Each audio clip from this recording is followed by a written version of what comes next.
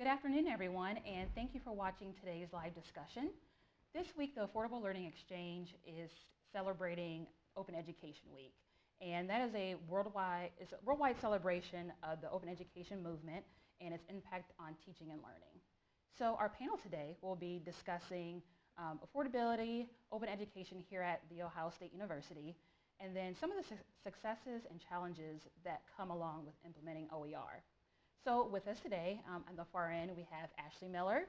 Ashley Miller is a program manager for the Affordable Learning Exchange, also known as ALX, just in case you hear that during today's chat. And she's our resident guru on all things access, affordability, and open education. And then we also have an ALX grant recipient, Dr. Melissa Beers. Dr. Beers is a Buckeye for life. She graduated from Ohio State and she has been here for 17 years. She is the program director for the Intro to Psychology and Social Psychology courses. And I'm Monique Bowman, and I will be today's chat moderator. Before heading into today's conversation, I want to remind our viewers that if you have questions, we'll try to address them on air. Just tweet them to us using hashtag ALXOSU. And if you're watching on YouTube, on the right-hand side, on the right-hand side, there's a little feed, and we'll be monitoring that for questions as well. So let's go ahead and jump into today's discussion. Ashley, can you give us an overview of ALX from inception to where we are now? Yes, so ALX is a partnership between several units at OSU, Office of Distance Education, e-learning, University Libraries, UCAT, and student government even is one of our partners. So it's really a lot of folks from across our university that are interested in saving students money. So we officially formed in late 2015, and we recruited our first cohort of grant winners. Dr. Beers is one of those. They started, so there were 17 winners in our first cohort. They came from 3 of our campuses, many departments across the university and colleges. And so they started their work in January of 2016, and they went into implementation in the classroom with their affordable solutions in fall of 2016. So this spring will be their first year of implementation in the classroom. We funded our second cohort last fall, and they started this January. There are 13 projects in that cohort. We added the College of Medicine into our group. We have College of Veterinary Medicine. So we have really representation from all over the institution. There are 30 grant winners in total. By spring of 18, so this time next year, those 2 cohorts will have saved students at Ohio State around $3 million. And we have a goal by 2020 to save students at Ohio State $10 million. So we're going to keep funding projects through the 2021 academic year, actually. And our grant winners have all levels of expertise and background coming in. So we have folks who are really kind of already doing this work, and they just need a little bit of help to get across the finish line. And we also have grant winners who don't know a lot about open educational resources or low-cost course materials, but are willing to sort of jump in and give it a shot. So also in terms of the diversity of our grant winners, there are folks who teach very high enrollment GE courses, and then there are folks who teach very small seminars, and everyone in between. So we have grant opportunities that match all those different types of projects. You were talking earlier a little bit about the knowledge of OER, and I want to direct this question to Melissa about your knowledge coming into this program of open education resources. Did you use them before? That kind of thing. Thanks. Well, first of all, thanks for having me here today. Thanks It's just really just a pleasure and a privilege to be part of this program. I think it's so important, and it's great to have this opportunity to talk about it, so thank you. I've really been interested for a long time in how we can save students money, and so I've been watching this field for a long time and watching open resources since really, I think, 2007 for a while. So that, they sort of have been starting to grow, lately really getting some momentum, but there were some early things happening, 10 years ago. And again, in my role, I direct Intro to Psych, which is a pretty large gen ed class. Couple thousand students a year take that course. And also social psychology, which is a second level writing requirement here at Ohio State, and also a fairly large course. Both of those are general education courses, so they're really not taken by psychology majors. They're taken by students who come from all over the university. And it's a great opportunity for us because we really get to share what psychology is about. We get to dispel some myths and misconceptions, and we help students to see really what the value of psychology is in their own lives, how to apply it and improve their well-being, how to improve their study skills, just how to think critically and evaluate information. So, so it's a great opportunity. The cost of textbooks is always a concern when you have a large course and a lot of students are taking that course. I certainly don't want to create impediments to students' experience at Ohio State. I want to do everything I can to ensure that they're having a good experience. And so we have always been looking for options to reduce the cost of textbooks for students, working with our publishing partners to try to find ways to offer high quality materials at a low cost. And I have been very keenly interested in what's happening with OER and have been looking at that for some time. We're really lucky in psychology that we've had some people who are sort of vanguards, who have been early sort of adopters in promoting open education. And so I've been watching very carefully, waiting for, to see how that plays out. And I think now is a time when they're sort of coming into their own, or it's time to start really taking a look and taking them seriously and thinking about, are they a fit for your class? I think some people actually have a misconception that open education means MOOCs, Coursera, that it means something that it doesn't. It really means shared educational resources, as I'm coming to see. So, high quality educational resources that we can use in our course that the students aren't footing the bill for them. Right. Thank you.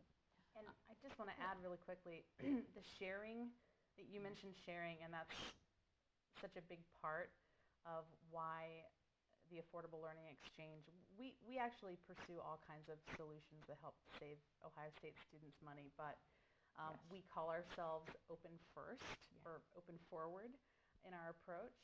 And it's because of the sharing aspect and because of the ownership that our faculty have over their content when they use these open resources and open approaches. That world is made for sharing. It encourages sharing and improvement, continuous improvement. And so I think that's something that we love to see, that transformation happen in these projects, and we think it's at least as valuable as the money savings, actually. Everyone's motivated to save students money on their course materials.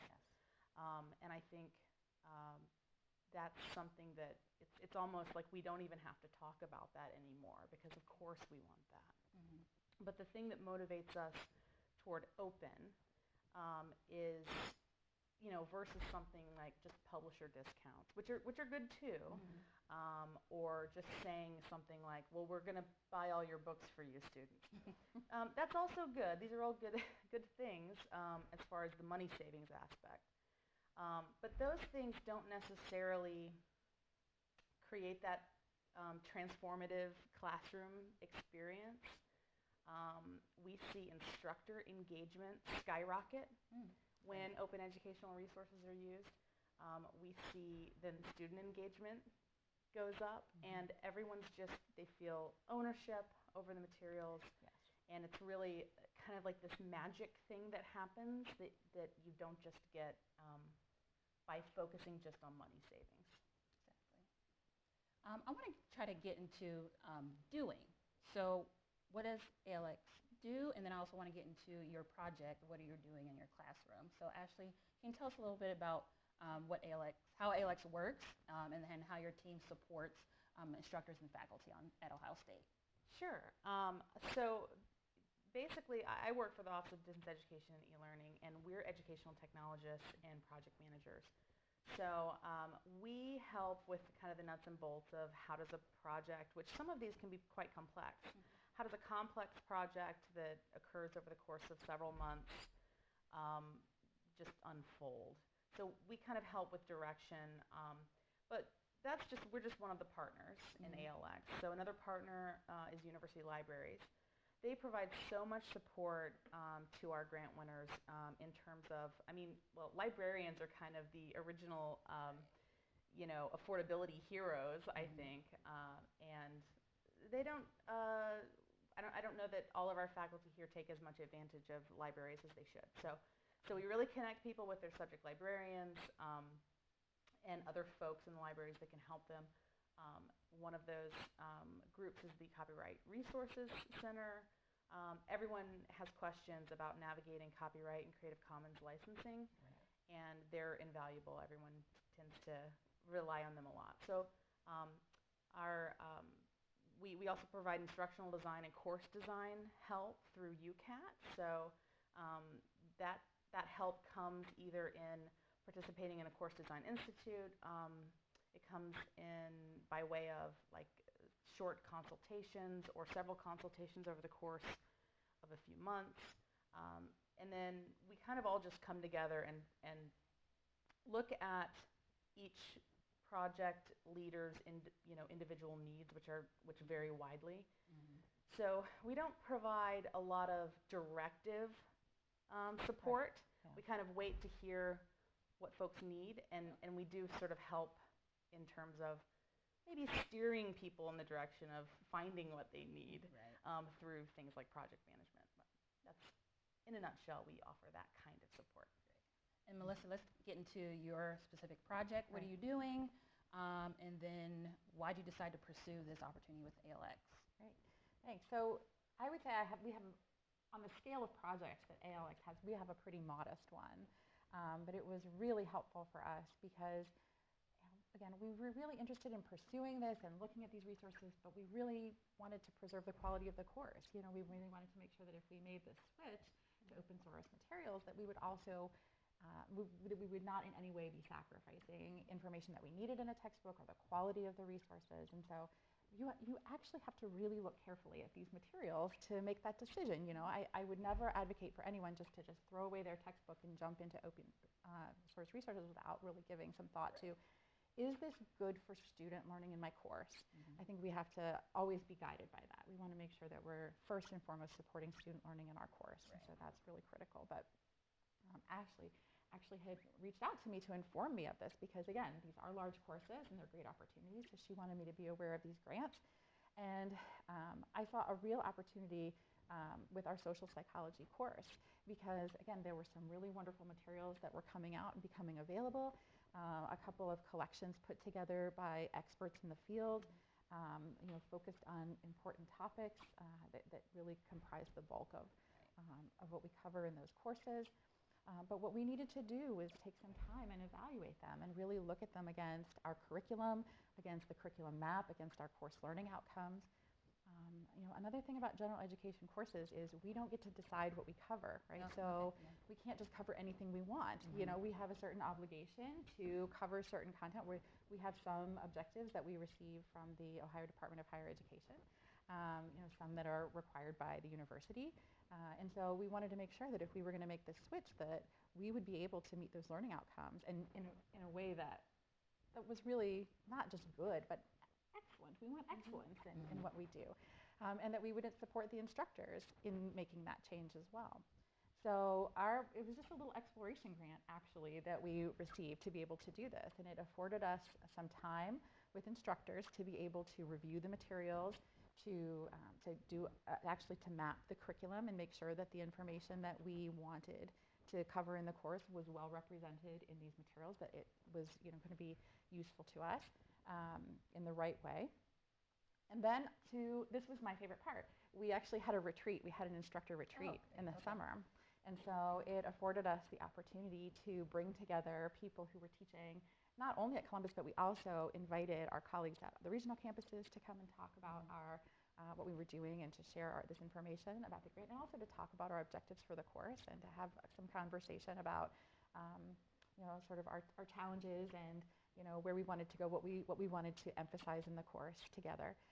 So that was terrific. So we used that idea with a current grant winner because they were kind of coming up against a lot of the same issues and needing to get a lot of buy-in from their department. And I was like, you should have a retreat. Everybody loves a retreat. Well, I loved the retreat. I thought it was terrific. And we really, especially with our faculty at regional campuses, we don't often have the opportunity to all get together in the same room and talk to one another. So I wish we had more opportunity to do that. I wouldn't say that it was enough. I think it was a great start, but at least it started some conversations for us. So that was wonderful. And this was the best part, though. So at the end of this project, so the grant comes with all this expertise.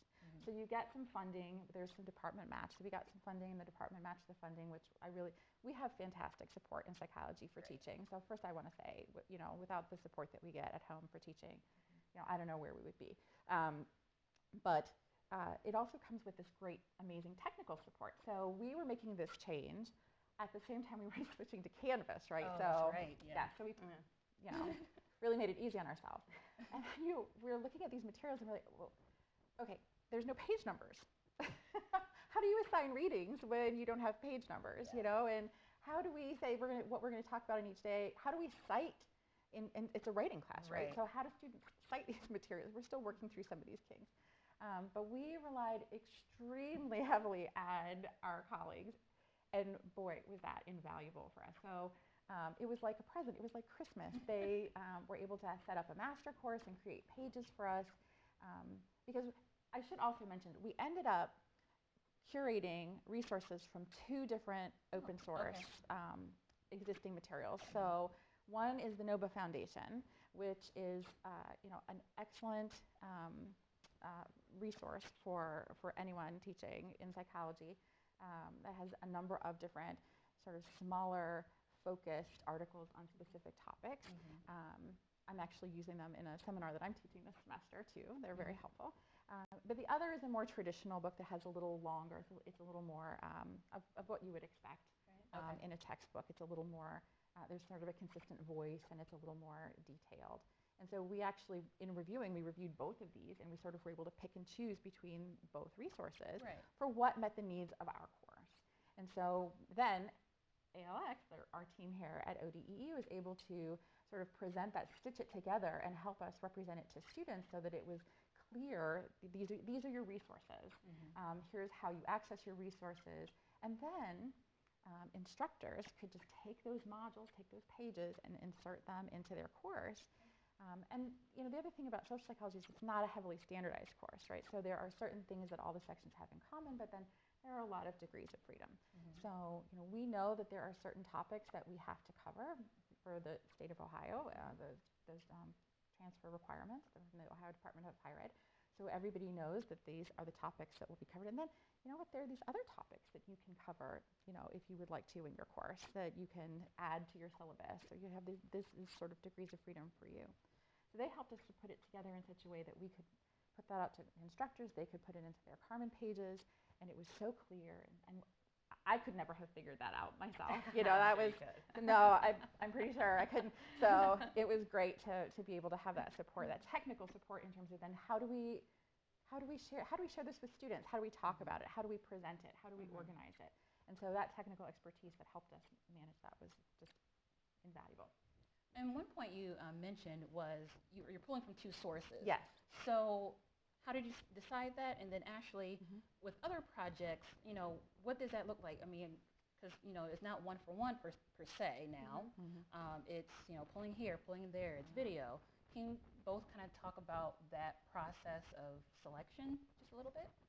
Yeah. Well, a large part for us it was determined on what met the needs of the curriculum. And was there enough in one resource to cover everything we needed to cover, and could we balance it? Right. What people really like about the NOVA resources, one of my instructors says, it's like a little treat. You know, it's a little more, it's not necessarily as comprehensive and as detailed as you might find in a textbook, but it has, you know, they're usually very focused. They're written by experts. Brad Bushman, who's a faculty member here at Ohio State, who's an expert in aggression, has written a chapter on aggression. Right? So you have people who have expertise in these subjects, and they're writing, you know, a little bit more focused, briefer sort of a chapter on a subject. It's not as comprehensive. And so if there was some information that we felt as a course we really wanted to make sure we included, then we could pull from two different sources. Right. Ashley, anything you want to elaborate on project? I mean, I think as far as this example illustrates really well this this challenge of moving away from something that we know and love, the textbook, that is all of our content under one roof, and you know, it's presented in this sort of linear fashion. And when you move to digital delivery of those resources, and there are a lot of open textbooks, and we in fact tend to call lots of content open textbooks because that's a word that everyone understands and knows. But then in practice, when you get into it, there are two textbooks that you like now, and they're not what you think of when you think of a textbook because it's online or it's in maybe a portable format, but it's digital. And maybe, you know what, you found a few videos that are also really great. And then you start to get this complicated, you know, arrangement where delivery becomes the hurdle. And so that's your job as the expert and as the instructor and, you know, as the leader of the project is to focus on what meets your needs for, you know, your what meets your goals for teaching, what matches your syllabus. And you start there, by the way, instead of the other way around. Like, this is what's in the book, so this is what I teach. You should start with your syllabus and then say, does this support my syllabus? Not, here's what's in the book, let's make the syllabus based on the book. That's how it should be. So when you focus on the content so, you know, intently, then you kind of lose the, it becomes confusing to figure out how to deliver it and what to call it, and imagine how your students will experience it, imagine how you reference it in class. And so in your case, we helped you integrate it into your course. In other cases, people want to, there might be some authoring of original content that goes with some open content that you found, or you're doing some remix, which is very common. And so there's an opportunity to package that under one roof in a digital way, and we help you figure out how to make your own digital book that you can then put back out into the world and you know, add to the body of work in that discipline. So those are two solutions. You know, frankly, we've had people replace their textbooks with a series of guest lectures. We've had people replace their textbooks with journal articles that we have, and that university libraries pays thousands and thousands of dollars for every year for us to have access to. And those aren't open resources, by the way. So that's another example of how we support this affordability work that isn't necessarily all about open or all about the textbook. So in those cases, you know, there's no textbook anymore, and you're just reading journal articles. And then in that specific scenario, I think what happens is it also changes teaching, because those articles are maybe written in a different way or a different voice, or maybe a little harder for students to wrap their minds around, depending on the language used in the article. So that changes the lecture. You have to talk about that in the lecture. And it becomes a collaboration between the students and the faculty. The learning isn't so one way in those cases. So there's all kinds of ways to deliver, and I we've gotten smarter about how we talk to our grant winners about this as we learn that to make that distinction between the content, finding the best content, and then worrying about how to deliver. Because sometimes people go in the other direction, and they get sort of enamored of the delivery mechanism, and they're like, I want to make one of these, and we try to stay away from that, and we want the great teaching, the great content to be there, and then we help you figure out what to make. Right. Now, the other thing I do want to say is, I'm not anti-textbook.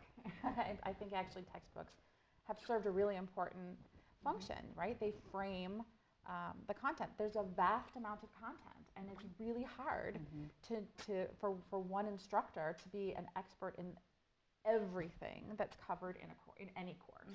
That's tough.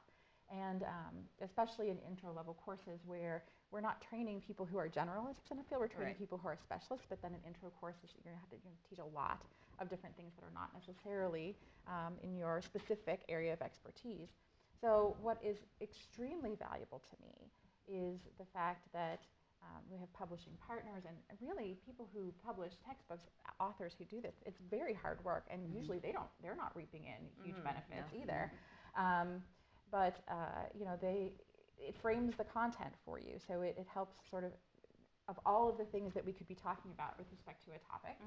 It helps you kind of narrow that down and present it in a way that's accessible to students.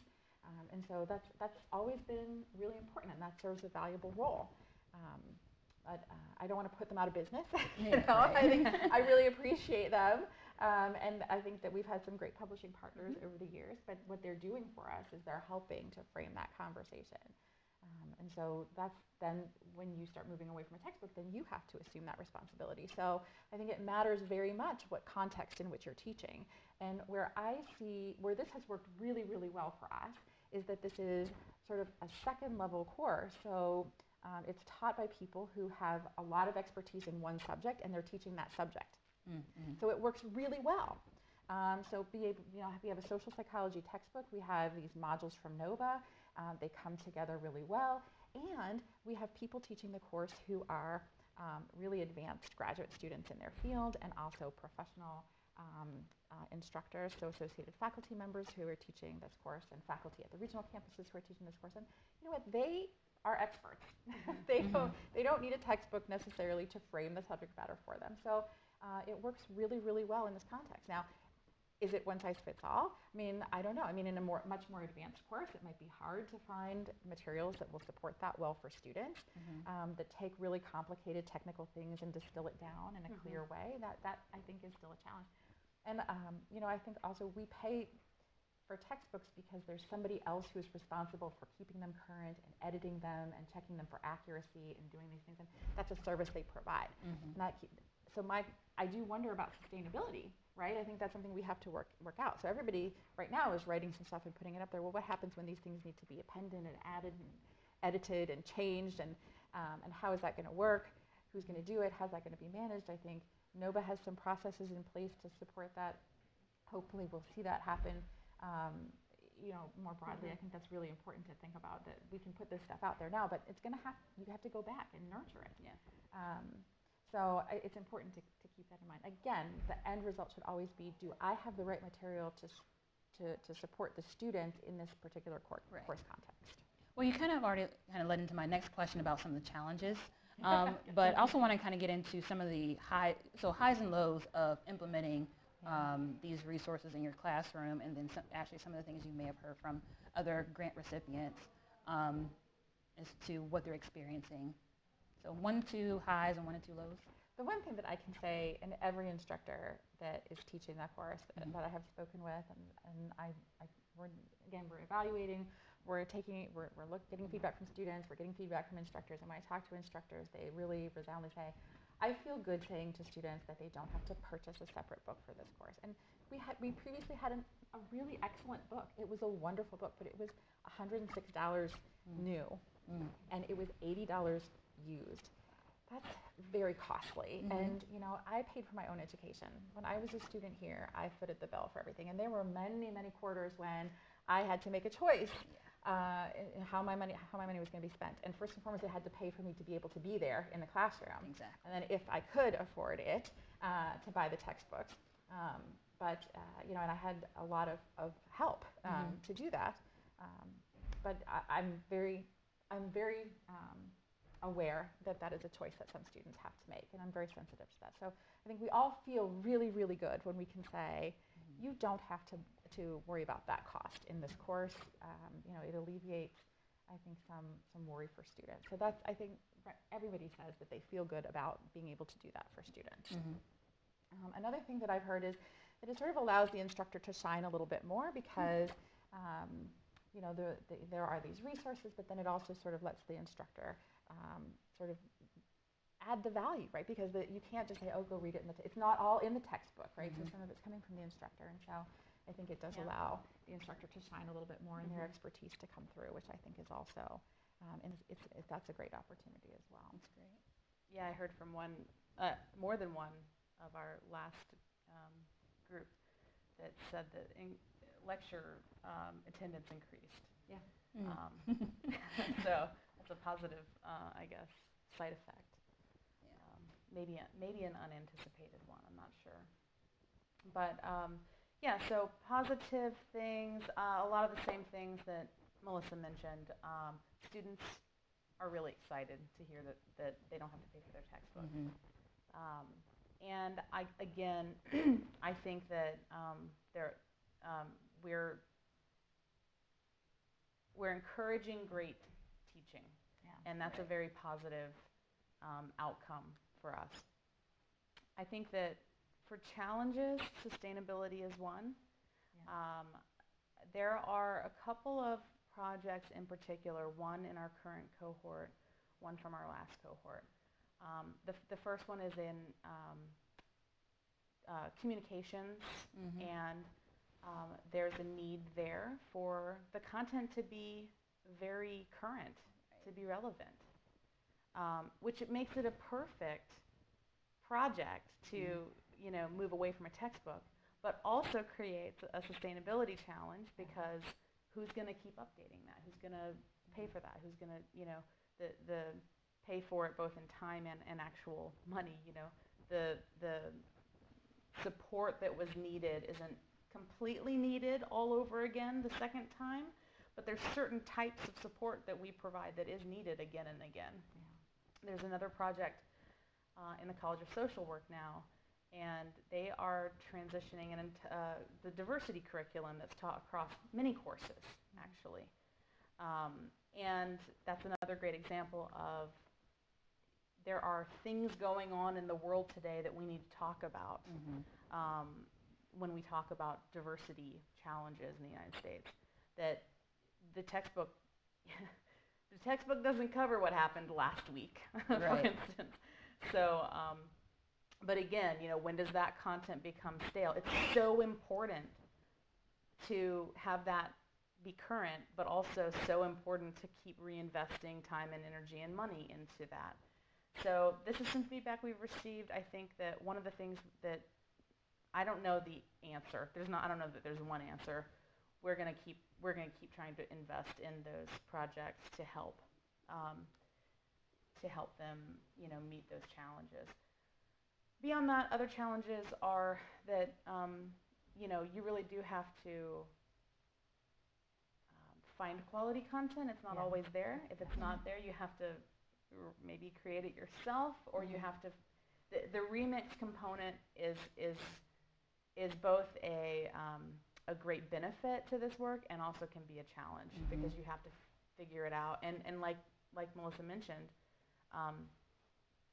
nobody provided that framework for you like you get in a textbook.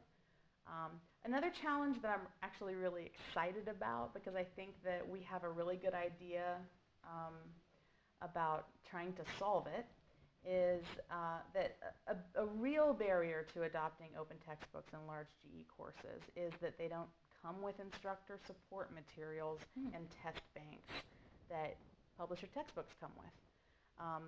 Or those resources that do come along with open textbooks are inadequate in some way. And so what we're doing, this happened to a project in our first cohort. There was a huge course that adopted an open textbook, and they lost the test bank that came with it. So we are doing a collaborative authoring project this summer and targeting those big GE disciplines. And we're going to see if we can bring some faculty together and put some test banks together and then share those out into the world. So I think that's a really exciting project. So I guess maybe what I'm saying is there are so many challenges, and every time I'm presented with one, I think that there's also solutions that are presented alongside them, and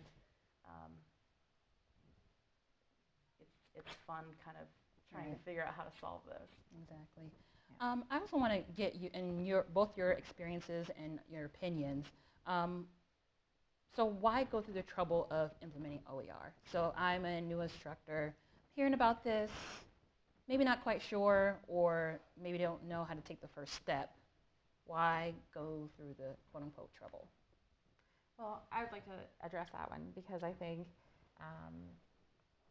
as instructors, it's important for us to think about student learning. Mm-hmm.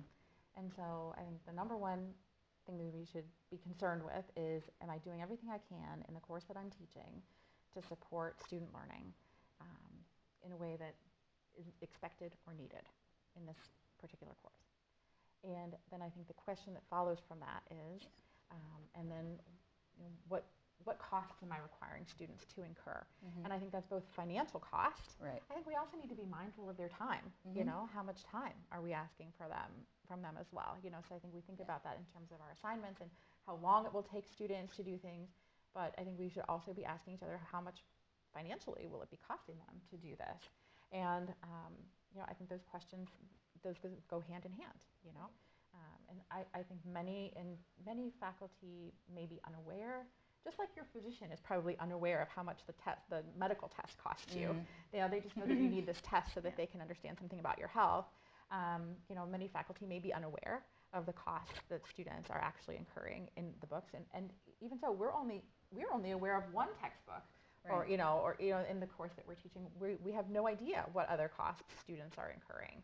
But I think we need to think about that, and so I think it's our responsibility as educators, to help students succeed both in and out of the classroom. I feel extremely privileged to be able to do that here at this institution that I love so much, where I was a student. Yeah. It's an incredible privilege to be able to do that. And so I think that we should do everything we can to support students in and out of the classroom in that way. So I forgot the question. I just love hearing that. I think I paid for my college too, and I don't know how old you are, and I'm not asking you to tell us, but I know how old I am, and I did that 20 years ago. Yeah, almost 30 for me. Okay. I don't know how I would do that today. I agree. People, and I think it's fair to say, when you think about the entire spend mm-hmm. for college, textbooks really aren't that big a percentage of that.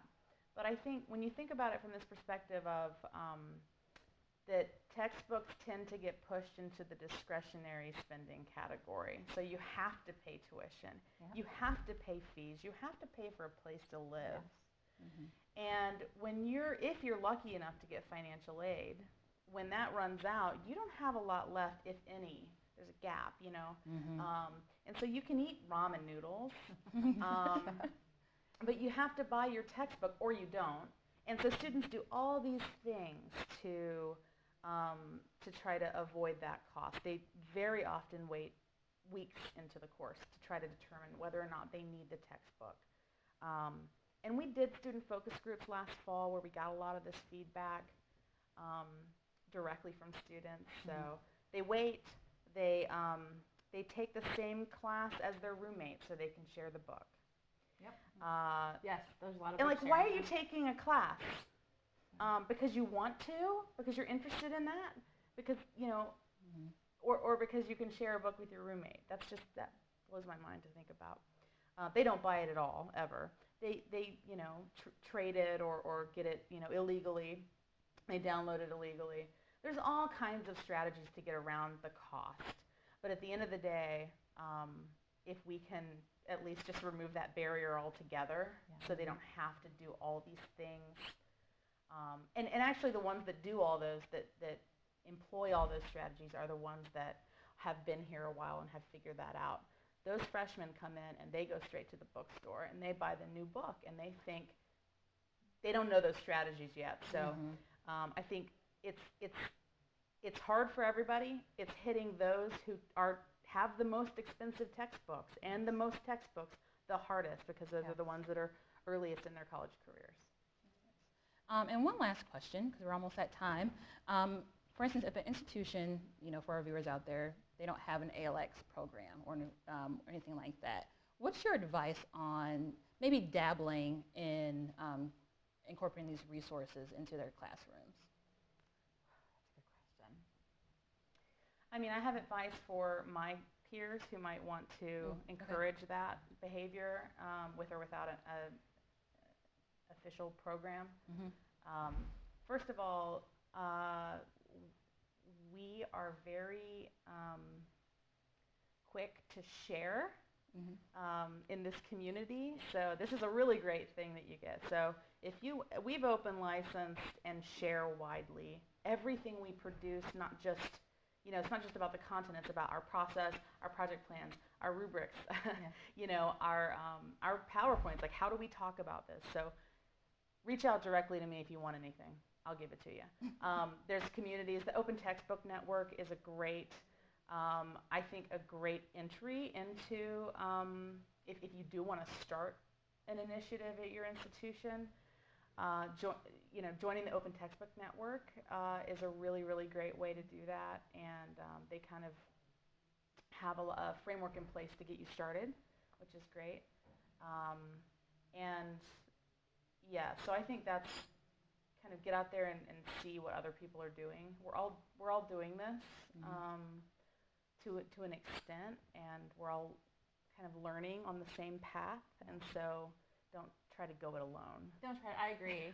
That's what I would say as well. I think, again, in psychology, we're fortunate there's a bit of momentum for open resources now. Sort of gaining some heft. I think I see a lot more people interested in engaging in that conversation, and you start asking questions and you start thinking about it and making those decisions. Again, there's to always be guided by the parameters of your curriculum and your teaching context. Is it the right decision to make? You should really ask yourself carefully that question. Is it going to support student learning? And then also, how will you know? So those are really important considerations. But then if you're interested in just even knowing what the landscape is, say start with your library, right? I mean, your library probably could help point you to that those resources. If you're not sure where else to look, I know in psychology, of course, that some things are available through NOVA, through BC, the BC collection, the British Columbia collection, as well. I know that there are more. OpenStax, I think, has a OpenStax. I mentioned the Open Textbook Network, but they're sort of the parent organization of the Open Textbook Library. So that's a repository of open content. Those are very much textbooks.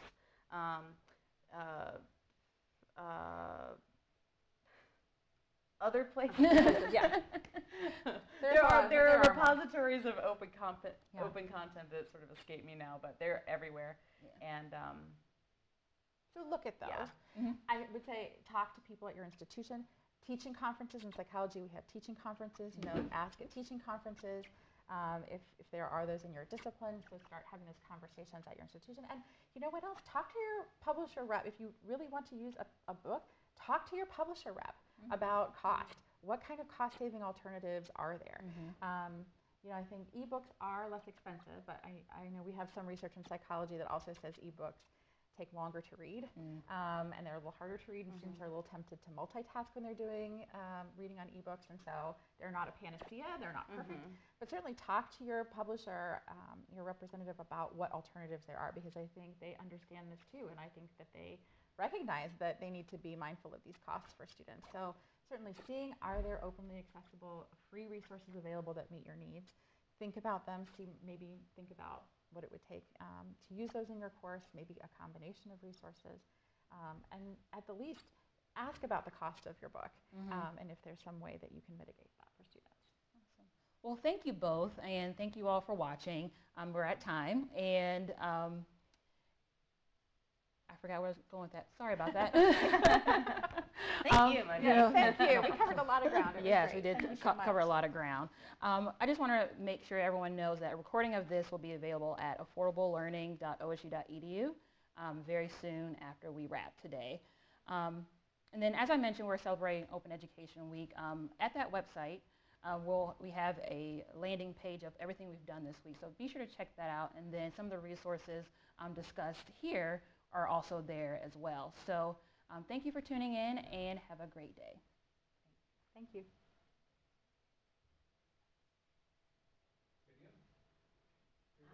Sweating my ass You off. did so Yeah. great.